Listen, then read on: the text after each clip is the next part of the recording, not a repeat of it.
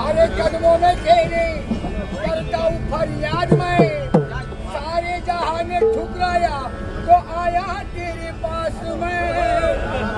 करुणा का सागर दया का भंडार है, माँ की ममता पिता का प्यार है। ओ शिरडी वाले